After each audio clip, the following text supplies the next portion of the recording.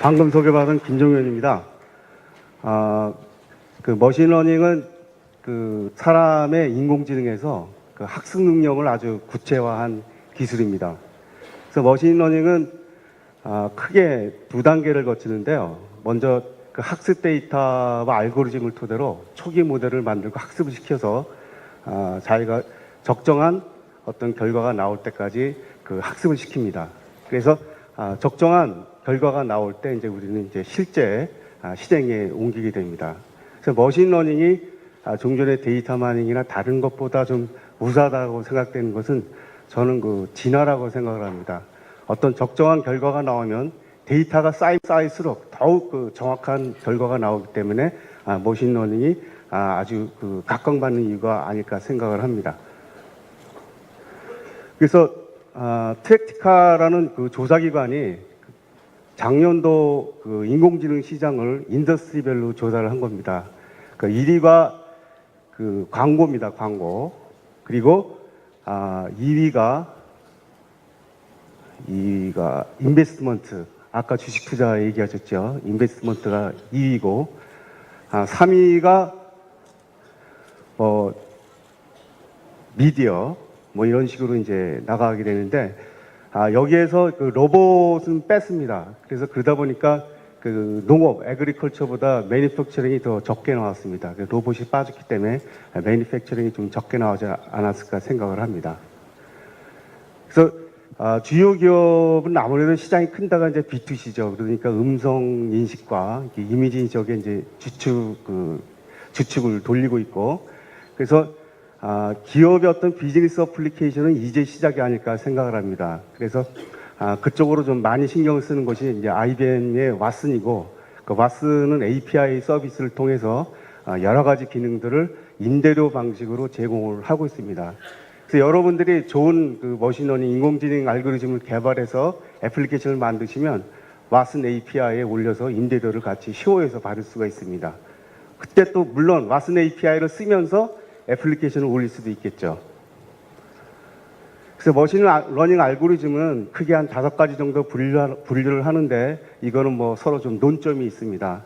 그래서 오늘은 저희가 이제 유사성 기반으로 그 추천에나 상가 분석에 많이 쓰이는 콜라보레이티브 필터링을 중심으로 좀 설명을 드리겠고요. 그 다음에 여러 원인이 여러 결과에 영향을 미치는데 쓰이는 기법이 이제 베이지라는 기법 기반입니다. 그래서 이쪽은 제가 나중에 이제 데이터 품질 관리 쪽에 머신러닝을 쓸 때 이 기법을 활용하게 됩니다. 그때 좀 설명을 드리도록 하겠습니다. 그래서 딥러닝은 그 CNN이 이제 주로 많이 쓰이게 되고, 리커런트 뉴럴 네트워크 해가지고 CNN을 각 시점마다 그 분석을 해나갈 때 리커런트 뉴럴 네트워크라고 합니다. 그래서 한 시점에 결과가 다음 시점 CNN의 입력으로 활용이 됩니다. 그래서 그 CNN 자체가 그 영상 인식에 많은 강점을 갖고 있습니다. 그러다 보니까 아래는 CNN이 계속 그 연속적으로 동작을 하게 되니까 동영상 분석에 많은 강점을 갖고 있고요. 특히 그 주가 예측이라든지 또는 경제 전망을 할 때 시계열 분석 데이터를 쓸 때 많이 쓰이고 있습니다. 그래서 베이지안 네트워크는 이제 구글의 애드센스에서도 1조 개의 문구를 갖다가 그 분석을 할 때 베이지안 네트워크를 구성해서 그 활용을 하고 있습니다. 그래서 콜래보레이티브 필터링은 아까 그 설명 들으실 때 샤넬의 충성도, 샤넬백의 그 충성도를 여러분들이 봤었습니다. 검색에. 여기서 이제 검색으로 생각하지 마시고 구매로 생각을 하십시오. 그래서 세 사람의 이용자가 구매를 한 겁니다. 그래서 그 이용자에는 AC, B라는 아이템을 샀고요. 이용자 2는 BDA 아이템을 구매했습니다. 이용자 3은 AB 아이템을 구매했고요. 그 여기서 볼 때 그 A 아이템을 산 사람 A와 가장 가까운 게 뭘까요? A 아이템과 가장 가까운 게 B죠, B. A가 팔릴 때 무조건 B가 같이 팔렸으니까요. 그래서 A를 산 사람한테 뭘 추천하면 되겠습니까? B, C, D 중에 B를 추천해 주는 겁니까? B를 추천해 주는 겁니다. A와 B가 가장 유사하기 때문에. 그래서 콜래보레이티브 필터링의 기본적인 그 알고리즘이 아주 심플합니다. 가까운 유사도를 기준으로 계산을 해서 그 안산 가까운 것들을 추천해 주는 겁니다. 근데 콜래보레이티브 필터링은 그 정확하지만 계산량이 엄청나게 많습니다. 여러분들 아이템이 지금 4개니까 4x4, 16개의 로우로 해결이 되겠죠. 그렇지만 아이템 수가 10,000개다 그러면 어떻게 되죠? 10,000 곱하기 만이면 뭐 상당한 숫자가 되겠죠. 그래서 제가 그 1999년 12월 30일에 그 콜래보레이티브 필터링을 기반으로 한 개인화 추천 엔진을 개발한다고 해서 한 12억의 투자를 제가 받았습니다. 그래서 한 2년 열심히 이제 개발을 해가지고 2002년에 그 와우북이라는 이제 도서몰에 시스템을 공급을 해서 이제 돌렸습니다. 돌렸는데 그 결과는 참담했습니다. 그 퍼포먼스가 따라가지 못해서 속도가 안 나서 되려 이제 반품을 당하고 말았습니다. 근데 최근에 저희가 서비스하는 데는 그 하루 그 방문자 수가 700만입니다. 그리고 거기서 판매하는 아이템 숫자가 36만 개입니다. 그래서 방문 숫자가 700만이면 보통 한 2천만 정도가 저희 추천 아이템을 추천을 썼다는 얘기입니다. 그렇게 따져보면 여러분들 연령대를 제가 볼 때 여기 한 반 정도 40% 이상이 저희 추천 서비스를 실제로 써본 분들이 아닐까 생각을 합니다. 그 뭐가 될까요? 그 아이템이 그 동영상입니다. 동영상. 여러분들이 뭐 네이버나 다음이나 뭐 곰TV 같은 데서 그 보고 나서 나중에 뭐 하이라이트라든지 이런 것들이 그걸 살 때 그 광고를 보시죠. 그때 이제 동영상입니다. 그래서 700만 사용자 36만 아이템. 저희가 과거에는 몇 개였습니까?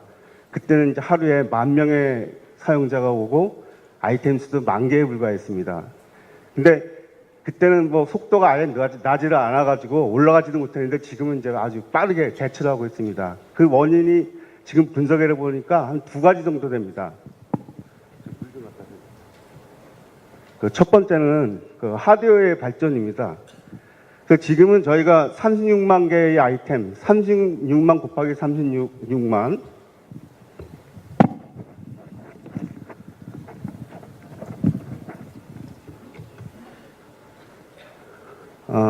그걸 메모리에 전부 올려서 프로세싱을 하는데 예전에는 하드웨어 가격이 그 메모리를 그렇게 쓸 수가 없었어요. 그래서 생각을 해보십시오.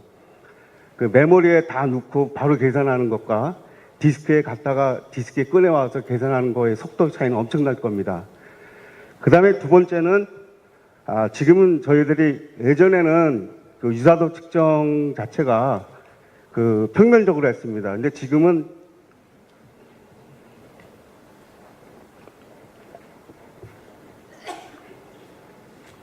스펙트럴 클러스터링 같은 기법을 써가지고 묶은 단위로 하게 됩니다. 그래서 36만이라 해도 우리가 클러스터를 36개로 하면은 어떻게 됩니까? 10,000개 단위로 해결을 하게 되는 거죠. 그만큼 이제 스피드를 올릴 수 있게 됐습니다. 그래서 추천에 이제 쓰이는 방법이 크게 3가지가 있습니다. 첫 번째는 이제 통계 기반으로 뭐 탑5라든지 탑3 또 그 신제품 뭐 이런 거를 해주는 거고, 두 번째가 아이템 간의 유사도, 아이템 간의 뭐 충성도, 이걸 기반으로 하는 겁니다. 근데 아이템 기반 추천은 사용자가 누군지 알 필요가 없습니다.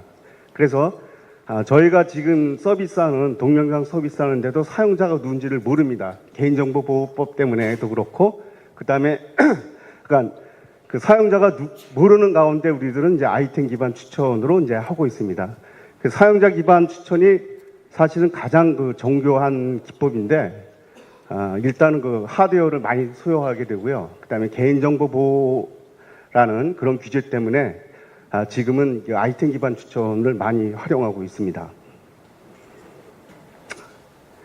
그래서 개인화할 때 이제 알고리즘 선택하는 것도 중요하지만 입력 변수, 가령 예를 들어서 구매 같은 경우에는 크게 입력 변수가 뭐가 있겠습니까? 구매하는 행위, 그다음에 장바구니에 넣었다는 거, 그리고 검색한 거. 근데 거기에 세 가지를 선택했을 때 각각 이제 가중치를 줄 수가 있습니다. 근데 가중치를 주는 것도 이제 실제로 전문 마케터들이 이제 하게 되는데, 우리가 상식적으로 생각을 해봐도 구매의 점수를 더 많이 줘야 되겠죠. 검색보다는. 그래서 그 점수에 주는 거에 따라서 상당히 또 차이가 나게 됩니다. 그리고 더 정교하게 되면 아까 보신 것처럼 그 메이커, 구찌보다는 제일 좋은 게 뭐였죠? 샤넬 쪽을 좀 더 점수를 많이 줘야겠죠. 분류를 하게 되면. 근데 실제로 이제 입력 변수나 1번, 2번을 하는 것은 이제 도메인 전문가가 해야 되는데, 실제로 우리 국내 유통사 중에 매출 1조 하는데도 그 온라인에 전문처럼 마케터들이 없는 실정입니다. 그래서 실제로 이제 이런 비즈니스를 하는 입장에서는 그 입력 변수 선정과 가중치 설정 자체에도 그 머신러닝을 도입해서 어느 정도 정교한 최적화된 값이 나올 수 있도록 하는 그런 어프로치를 하고 있습니다.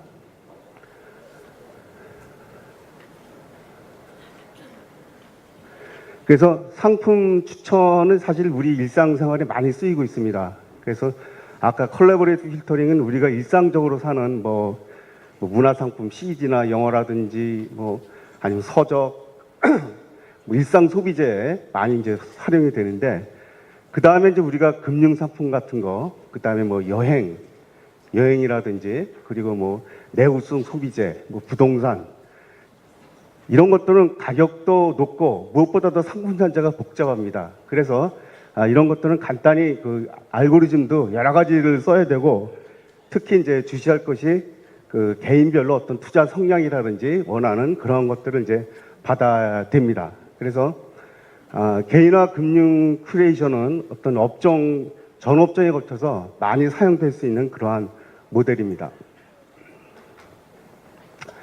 일단 신용평가 분석을 이제 간단히 설명을 드렸고요. 그러니까 미국 같은 경우에는 카드 사용 내역을 이렇게 쭉 봐가지고, 이 사람이 진짜 건전한 소비를 하는지 아니면 이 사람이 낭비를 하는지 이거를 체크를 하게 됩니다. 그래서 그 소비 건전성이 높으면 신용평가 점수를 높게 주는 거죠. 그래서 최근 어떤 경제 예측 같은 경우에도 종전의 어떤 그 통계 모델과 더불어 그 더욱 정확도를 높이기 위해서 딥러닝 모델을 많이 쓰게 됩니다. 그리고 앙상블 모형으로 그 결과값을 좀 더 이제 최적화시키는 그러한 활동을 하게 되고요. 그래서 산업별 경기 전망 분석 서비스 예를 들어드렸고, 그 다음에 그 추천 이상으로 또 B2B에서 많이 쓰인다고 생각되는 것이 이상징후 탐지입니다. 그래서 그 머신러닝 자체가 이제 어떤 특정 패턴을 찾는 거 아닙니까? 그래서 정상 패턴, 이성 패턴, 그러한 이상 패턴을 찾게 되는데, 이게 이제 지금 얘는 이제 금융거래를 제가 말씀을 드렸는데, 뭐 공공의 어떤 설비의 이상 징후라든지, 오후 시간에 철도 사고 예측도 이제 저희가 이제 준비를 했는데, 철도 사고 예측도 그런 하나의 예가 되겠죠. 그래서 뭐 의료 측면에서 그 약 처방 자체가 이게 좀 비정상적이지 않을까라는 것들도 뭐 충분한 데이터가 있으면 우리가 그 조사를 할 수 있겠죠. 머신러닝으로. 근데 머신러닝 중에 그 딥러닝이 정가의 보도는 아닙니다. 그래서 최근 이제 저희한테도 뭐 금융회사 그런 데서 딥러닝으로 그 이상징후 예측을 이제 같이 해보자 해서 이제 실제로 그 서베이를 해보면, 예를 들어서 1년에 1000만 건의 거래를 처리를 하는데 그 이상징후 데이터가 단 5건이에요. 그럼 아무리 뭐 딥러닝이라 해도 그 5건을 어떻게 우리가 패턴화할 수 있겠습니까? 그래서 불충분한 데이터인 경우에는 딥러닝을 쓰기가 어렵습니다. 그래서 고객 이탈 방지도 이상징후 예측의 한 패턴이라고 생각하시면 되겠습니다. 네, 마지막으로 우리가 머신러닝, 인공지능 할 때 그 알고리즘과 데이터죠. 알고리즘과 데이터. 근데 우리가 알고리즘에 이제 많이 신경을 쓰다 보니까 실제로 이제 머신러닝을 하는 사람들이 데이터는 퀄리티는 좋다. 데이터는 정확하다는 것을 가정을 합니다. 근데 현실 세계에서 그렇지 않거든요. 데이터들이 많이 틀릴 수도 있습니다. 그래서 이러한 그 데이터의 그 퀄리티를 그 머신러닝으로 향상시킬 수 있고, 그 다음에 부정확한 데이터를 사용할 때 그 머신러닝 알고리즘 자체가 부정확한 데이터에 좀 더 강건하게 대응할 수 있는 그런 메소드가 필요하게 됩니다. 그래서 그러한 두 가지 관점에서 데이터 퀄리티와 머신러닝은 서로 상호간 관계를 갖고 있습니다. 그래서 저도 어저께 강의 준비를 하면서 구글에 심심해서 데이터 퀄리티, 머신러닝 이걸 한번 쳐봤습니다. 그랬더니 쭉 검색이 떴는데 신기하게도 데이터 퀄리티, 머신 러닝 엔지니어를 뽑는다는 게 있더라고요. 짭 타이틀이. 그래서 야, 이거 진짜 빠르구나 하는 것을 느꼈습니다. 그래서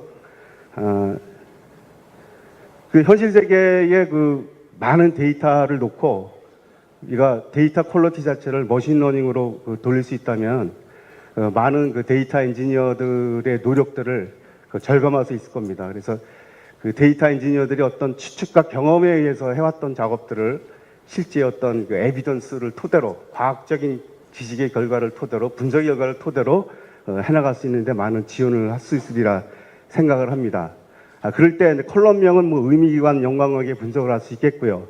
그다음 프로파일 기반의 어떤 유사도 계산이라든지 그다음에 흐름 탐색 등을 통해서 이러한 것들을 해나갈 수 있다고 생각을 합니다. 그래서 이거는 그 원천 데이터가 ABCD고 그 타겟 데이터가 가나다라일 때 각 컬럼입니다. 컬럼. 그럴 때 A가 그 가로 같고 B가 다르 같다라는 것을 볼 때 서로 간의 어떤 유사도 계산을 통해서 저런 것들을 해나갈 수 있고 네임의 어떤 그 의미 기반이라든지 그 메타데이터의 시밀러리티, 유사도, 그 다음에 디스트리뷰션 패턴 이런 걸 토대로 그 자동적으로 찾아갈 수 있다는 것들을 저희들이 이제 보고 있고요.